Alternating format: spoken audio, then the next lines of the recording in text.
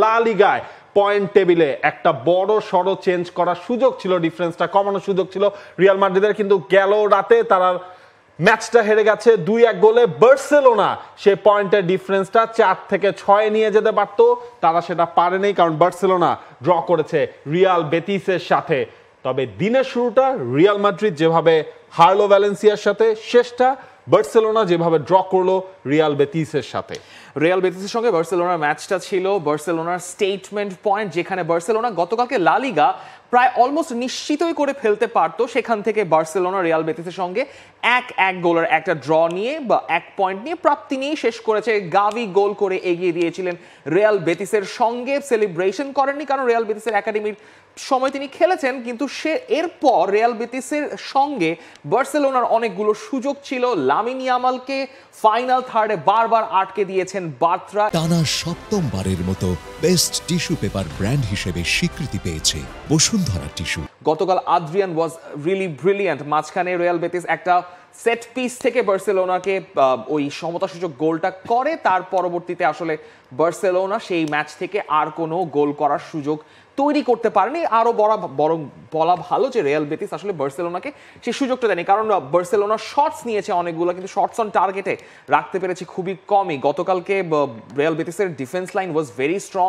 একদম লাস্ট মোমেন্টে গিয়ে তাদের ডিফেন্স লাইন অনেকগুলো ভালো ভালো সেভ করেছে, যে কারণে আসলে বার্সেলোনা ওই একটা গোলের পর আর লিডটা বাড়াতে পারেনি। আরেকটা জিনিস যেটা মনে হয়েছে, বার্সেলোনা লাস্ট 10টা দিনে 4টা ম্যাচ খেললো, এ নিয়ে অনেক ভয়াবহ একটা আপনার স্ট্রেস যাচ্ছে, কারণ আপনার ওসাসুনার সঙ্গে ম্যাচটা ক্যান্সেল হয়েছিল, সেটাকে আপনাকে খেলতে হয়েছে।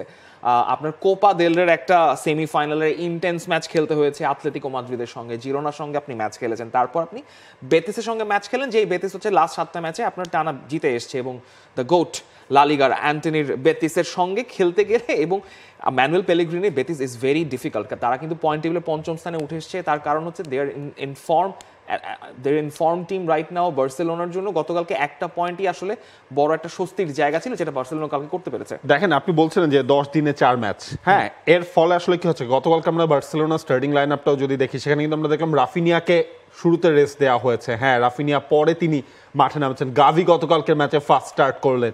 সেম জিনিসটা যে পেড্রিকে নিয়ে, যে পেড্রির পারফরমেন্স নিয়ে এত কথা হচ্ছে, ভাই দিন শেষে তো উনারাও তো মানুষ। আপনি হচ্ছে এই ফ্যাটিকটা পেড্রির গতকালকের ম্যাচেও কিন্তু আপনি আসলে সেই পেড্রি যাকে হচ্ছে আমরা এই পুরো থ্রু আউট দ্য সিজন আমরা দেখেছি, সেই পেড্রির খেলায় কিন্তু খুঁজে পাওয়া যায়নি। হ্যাঁ, ফাইনালি বার্সেলোনা একটা পয়েন্ট পেয়েছে, এবং হান্সি ফ্লিক তার কাছে আসলে সেই একটা পয়েন্ট এবং একটা ম্যাচ, অর্থাৎ 4 পয়েন্টের যে ডিফারেন্স রয়েছে রিয়াল মাদ্রিদের সাথে, সেটাই কিন্তু হ্যান্সি ফ্লিকের কাছে ইম্পর্টেন্ট। আমি এই 1 পয়েন্ট নিয়ে সন্তুষ্ট, কারণ আমাদের 1 ম্যাচ কমলো আর একটা পয়েন্ট যোগ হলো। এমন দিন আসবে যেদিন আপনি প্রচুর সুযোগ তৈরি করবেন, কিন্তু প্রতিপক্ষ সেগুলোকে আটকে দিয়ে ডিফেন্ড করে যাবে, এবং এই ম্যাচে এমনটাই হয়েছে। হ্যাঁ, দেখেন, একটা ম্যাচ কমলো, এখান থেকেই আসেন যে লা লিগার পয়েন্ট টেবিল যদি আমরা দেখছি যে 4 পয়েন্টের ডিফারেন্স দু দলের রয়েছে, দু দলের গেম বাকি কিন্তু 8টা করে, একটা এল ক্লাসিকো বাকি রয়েছে। বার্সেলোনারও 4টা হোম 4টা অ্যাওয়ে বাকি, রিয়াল মাদ্রিদেরও 4টা হোম 4টা অ্যাওয়ে বাকি।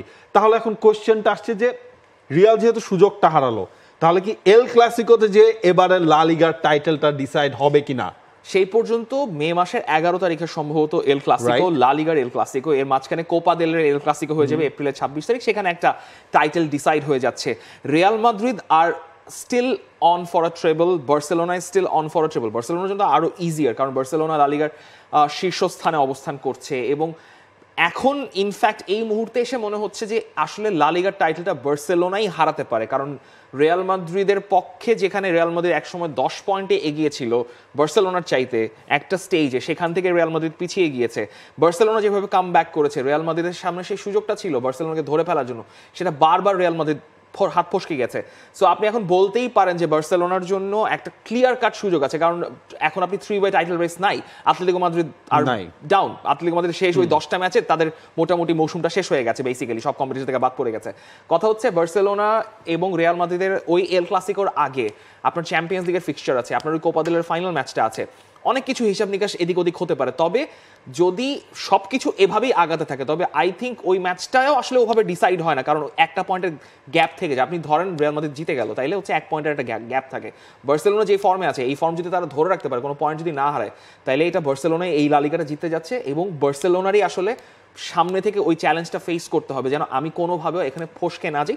যদিও হান্সি ফ্লিকের যা অবস্থা মনে হচ্ছে he is confident enough to go all the way. বার্সেলোনার পরের ম্যাচটা অবশ্যই উয়েফা চ্যাম্পিয়ন্স লিগের কোয়ার্টার ফাইনালে, যেখানে বার্সেলোনার প্রতিপক্ষ হতে যাচ্ছে বরুসিয়া ডর্টমুন্ড। বোঝাই যাচ্ছে চ্যাম্পিয়ন্স লিগে বার্সেলোনা কত দূর কি করে তার অনেকটাই নিশ্চিত হবে নিজেদের ঘরের মাঠে 10 এপ্রিল রাত 1টার সেই ম্যাচে। তবে বরুসিয়া ডর্টমুন্ডের কথাও একটু বলে রাখা ভালো। প্রথম যখন গ্রুপ পর্বে খেলা হয়েছিল বার্সেলোনা বরুসিয়া ডর্টমুন্ড, একটা বেশ সিন্টিলেটিং ম্যাচ হয়েছে, 2-3 গোলে তারা সিগনাল ইদুনা থেকে জিতে এসেছিল। বরুসিয়া ডর্টমুন্ডের জন্য ভালো একটা ব্যাপার যে তারা আবার ফ্রাইবুর্গের সঙ্গে জিতেছে 1-3 গোলে। সো এই ফিক্সচার নিয়ে বার্সেলোনা ডেফিনেটলি এগিয়ে থাকবে, ঘরের মাঠে খেলা। তবে চ্যাম্পিয়ন্স লিগ আপনি এত সহজে প্রেডিক্ট করে বলে দিতে পারবেন না যে কে এগিয়ে থাকবে। সেটা নিয়ে আমাদের হয়তো পরের শোতে কথা বলার অনেক সুযোগ আছে, সেটা নিয়ে আমরা কথা বলতে পারবোই। For more updates, subscribe to our YouTube channel and click on the bell icon. Follow us on Facebook and Instagram. Download T-Sports app to enjoy exciting games and highlights. Visit tsports.com.